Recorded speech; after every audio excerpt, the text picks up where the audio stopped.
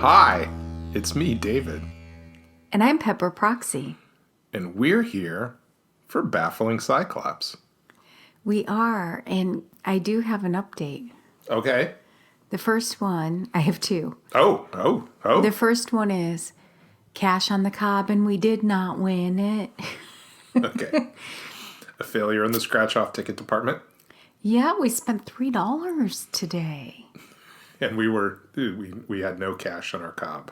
No kernels. We had a bare cob. We had no cob. So that's my first update. And then the second one is a follow-up to the story, I guess air quotes around it, of my mom picking up hitchhiking prisoners. Oh, yeah. Yeah. So I've spoken to a few of my sisters. Oh, good. And okay. So you have the details. You have what actually happened. I have a different... You have perspectives. A totally different story. Oh. About picking up hitchhikers. Unrelated. A couple of my sisters don't remember that specific instance. But a lot of your sisters might have been out of the house at that point, too. We were all out of the house at that point. But a couple of them said, it kind of sounds familiar. I think one or two said, what was that, jail, prison, or the penitentiary? Where was that? So it kind of rang familiar with most of them, but they didn't remember like the specifics, except my sister Betsy. Okay. She had a story to tell. All right, well, let's hear the story. So, Betsy, who is the closest in age to me, was still living in Toledo at the time. And she is a nurse, but she also at this point in her life was a docent at the art museum in Toledo. And if you're not familiar with Toledo, which I don't expect anybody to really be, the art museum is like a very fine art museum. Yeah, there was money in Toledo at a certain point, and I've been to that art museum. It was great. We went to see an Andy Warhol exhibit there. In the opinions of many who are connoisseurs of museums, say it is a very fine museum. Yes. But I digress, because the quality of the museum has nothing to do with the story. No. Except to say that it is a very fine museum in a not very fine neighborhood. Yes. At one time, that neighborhood was amazing. It's real close to the Old West End. But it is out Monroe Street, and there has been trouble brewing around the museum for years. So is that where your mom picked up hitchhikers? Well, wait. So let me tell you. Okay. I don't know. She has, but that's not the prison stories. Okay. This is totally separate. So after my sister Betsy listened to that last podcast, she called me and said, "Oh, wait a minute, Pepper. I have a story to tell you." So my sister Betsy was a docent at the Toledo Museum of Art. And for whatever reason, I don't think her car was working or something, my mother came to pick her up after her shift. And I'm assuming she volunteered down there as a docent. Mm-hmm. And Betsy said it was raining out, and Mom picked her up from her shift, and they're driving from the museum on Monroe Street there, and it's pouring down rain, and they stop at a light, and there is a man in the rain who is hitchhiking. And this isn't back in the 70s when people just hitchhiked. Was this in the 90s? At least the 90s. Mm-hmm. I would say at least the 90s. Maybe 2000. So my mom, in all her wisdom, decides to pick up this guy. And Betsy is a witness to this because she was actually in the car. Right. And Betsy was like, Mom, what are you doing? What are you doing? And my mom, I guess, was like, well, he needs a ride. Right. I don't want to say exactly what they said in the conversation because I don't remember everything Betsy told me. I just remember feeling uncomfortable. Co-signed. Oh. No co-sign. Betsy's like, oh wait, I have a first-hand experience of Mom picking up randos. And I could go on and on about the randos because we had some of them living with us when I was a child. That wasn't good. But anyway, so Mom picks up this dude and he's like, I need to go to the hospital. I think he said his wife was in the hospital or somebody was in the hospital. And Betsy's like, this is such bullshit. But my mom lived right down the street from the hospital, the Toledo hospital. And so they gave him a ride. And I think my mom gave him some money too. I can't remember exactly Betsy's story because I was just so flabbergasted and so excited that there was a first-hand account. Okay. So that's more feedback from our last podcast about my mom picking up randos. So there was definite pickup. Yes. You have verification that it happened. Yes. Just not of prisoners. No, but it makes me think that the story of the prisoners is accurate, except for the APB on the radio and all that stuff, because that is an urban legend. But I'm our house. No, it's if you look at urban legends, it's something that's out there. Oh, okay. That was my update. But I was hoping you could tell us a little bit about the silver foxes. Oh, yeah. You enjoyed me talking about the silver foxes. I did. Which I found out about because I listened to a Quentin Tarantino interview on a podcast, WTF with Mark Maron. Yeah. And on that podcast, they were talking about Quentin Tarantino's dad, who I guess was a real jerk. Okay. And I'm not surprised. But abandoned Quentin Tarantino. He had no relationship with him, didn't see him. And then Quentin Tarantino was raised by a stepfather who liked movies, and so it was kind of his mentor, Yeah. Anyway, I'm sure imperfect, but it was his pop. It was his dad, yeah. Yeah. But he never had any connection with his dad, Tony. His birth dad. And when it came time for him to have a professional name, he didn't use his stepfather's name. He used his original name because he thought that it sounded cooler. Well, it is a great name, Tarantino. Quentin Tarantino is a great name. It's very poetic. Yeah. And so he and his dad Tony Tarantino was a failed actor.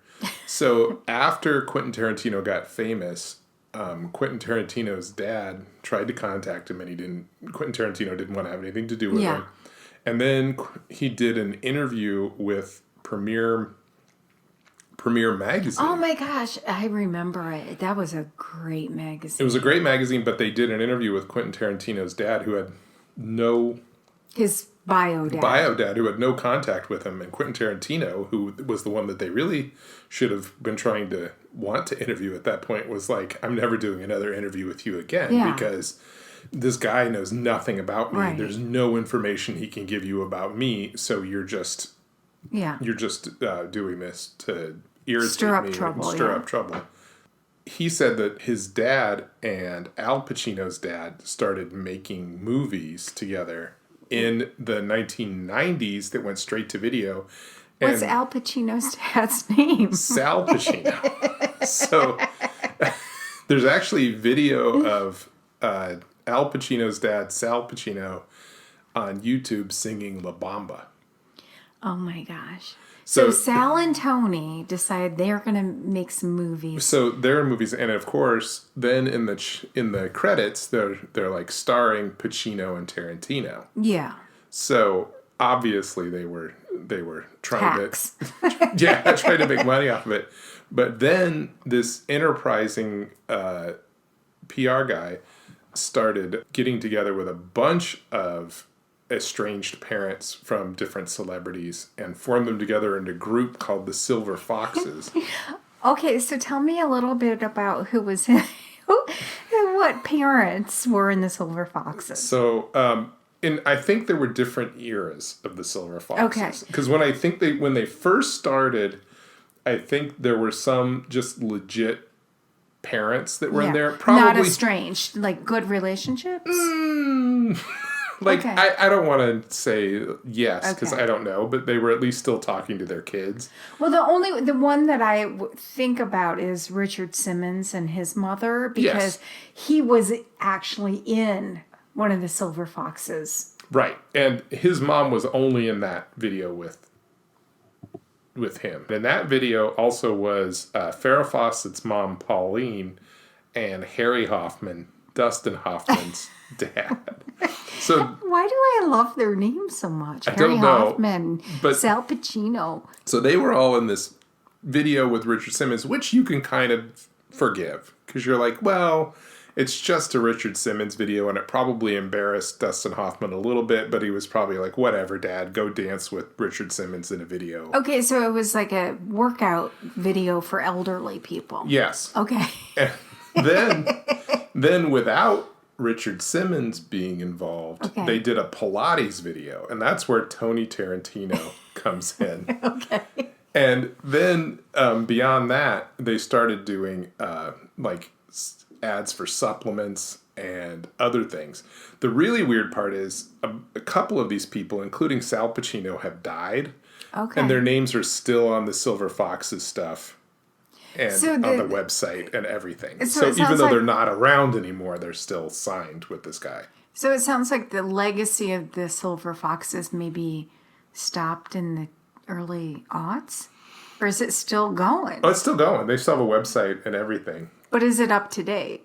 No, not in the sense that... I mean, they still have links to things you can buy. Like I said, supplements and things like that. But it just seems like it's a weird marketing thing where it's like, hire the Silver Foxes to advertise your product, because individually they aren't really worth very much money. Yeah. But if you're like, oh, it's a group of celebrity parents, all of a sudden you have something. Well, didn't you say that Sylvester Stallone's mom, Jackie, was a part of it? Jackie Stallone was a part of it. She did the Pilates video. Patrick Swayze's mom, Patsy, she was a dancer. She was in the Pilates video. See, I like in my heart, I would hope that Patsy and Patrick had a good relationship. I hope so. I don't know. Yeah. But and Cindy Crawford's mom, Jenny Crawford, was in a couple things. But then you start to get into the low end. The D-list? The D-list people. Well, I don't know for sure, but Magic Johnson's mom, Christine Johnson. Okay. She was in those. And Magic Johnson, there must have been some trouble because Magic Johnson had enough money to give his mom $20,000 not to endorse supplements. Absolutely. Because some of them, I'm like, they would never give their parents a dime, which I understand. Yeah. But other ones, I'm like, if you like your mom and she's like, I got $20,000 to endorse a supplement, you'd be like, just here's $20,000. Please don't endorse supplements, Mom. Yeah. I'll take care of it. So...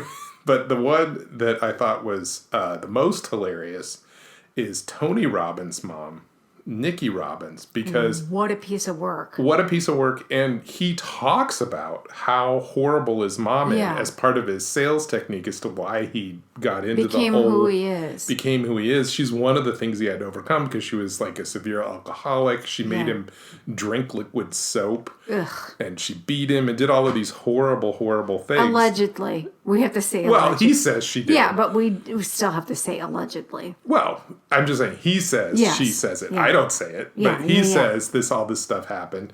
And so the fact that she was involved is really, really strange. Okay, so I have a confession for our audience. You showed me a Silver Fox video. Yes. I didn't watch the whole thing, but you showed me a little bit. And I was so, mesmerized with the fact that the dads, the foxes, or the dad foxes, the dad foxes. Yeah. so incredibly out of shape, and they were doing like these workout videos. I don't think this was the one with Richard Simmons. It No. maybe was the Pilates one, but like a couple of the women seemed like they were kind of with it, and they were, even Jackie Stallone with her little headband and stuff.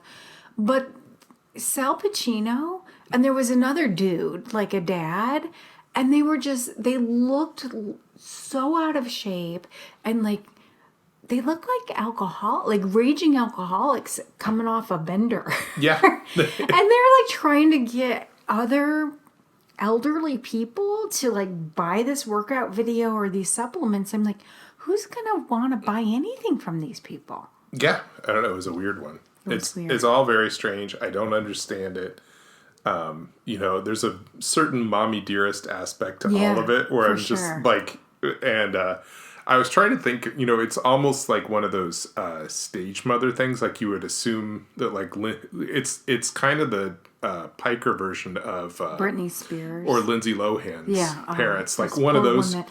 Can I just say, I'm with Lindsay, I'm with Britney. But I'm just, in terms of like the money making thing, it's this kind of crazy relationship that they have.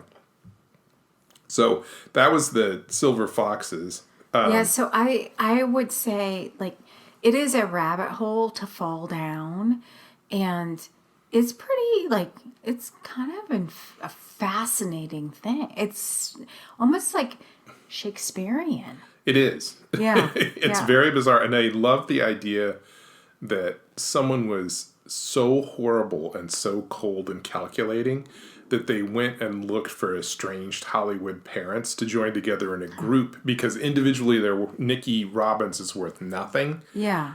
But in a group, they can go, these people know something about being successful, because look at their kids. Yeah. And like the reason that most of their kids are successful is they were horrible to them. In spite of the parents. Yeah, they were horrible to them, and they overcame. So one other thing. Can I ask you about something else? Sure. Did you have fun at the Goodwill this week? I did. I did. We went to the Goodwill. Well, there were actually two Goodwill things, because we went last week, and somebody had donated their entire Garfield collection. They sure did.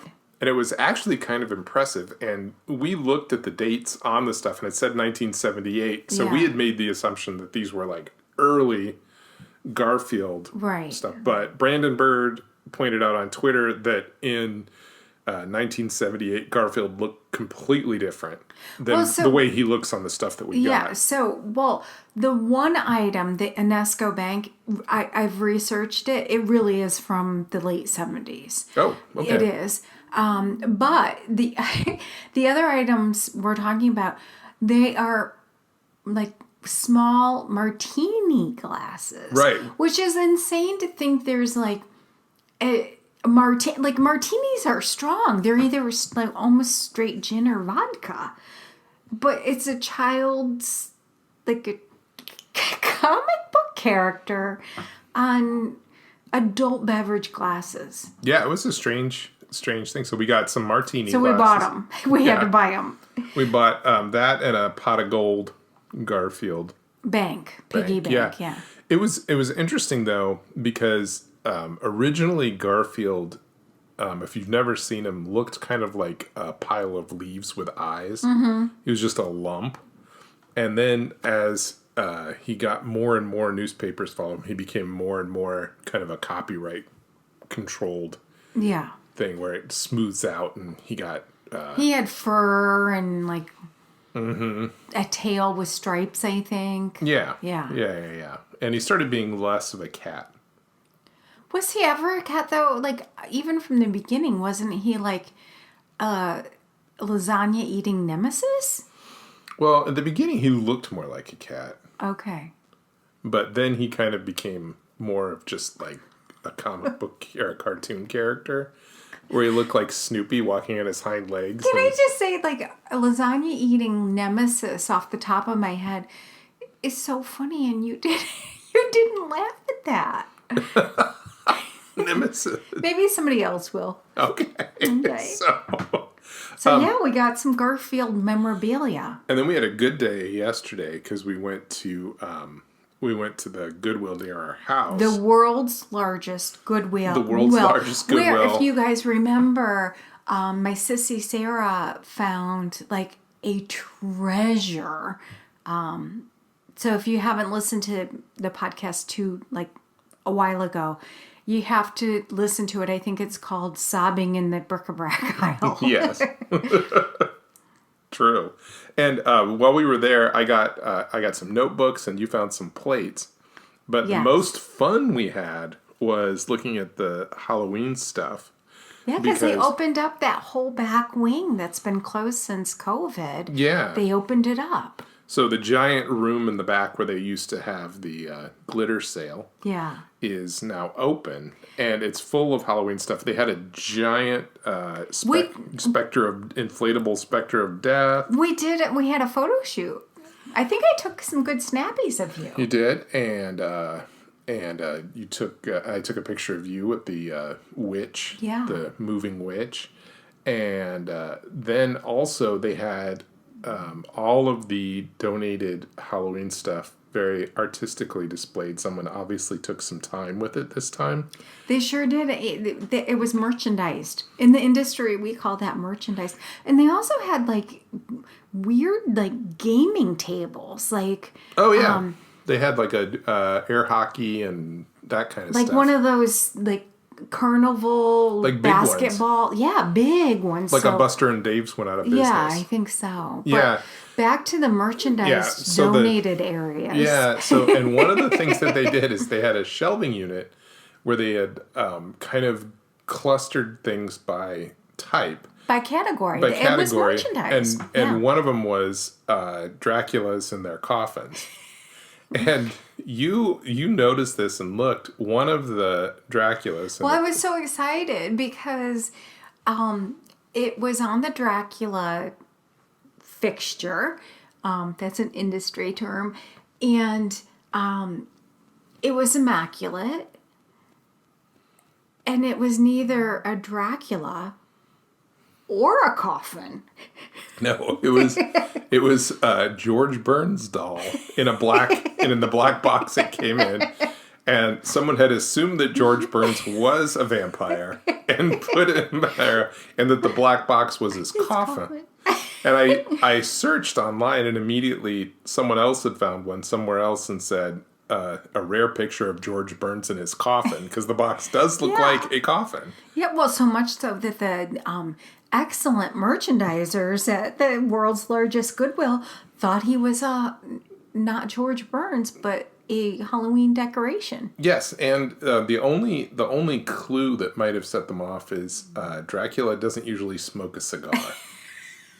And he had a cigar permanently embedded in his hand. New in box. Yeah, the cigar gets in the way of the neck biting a little bit. Yeah, maybe the victim would have a couple like little burns or be insulted. Maybe, I'm not sure.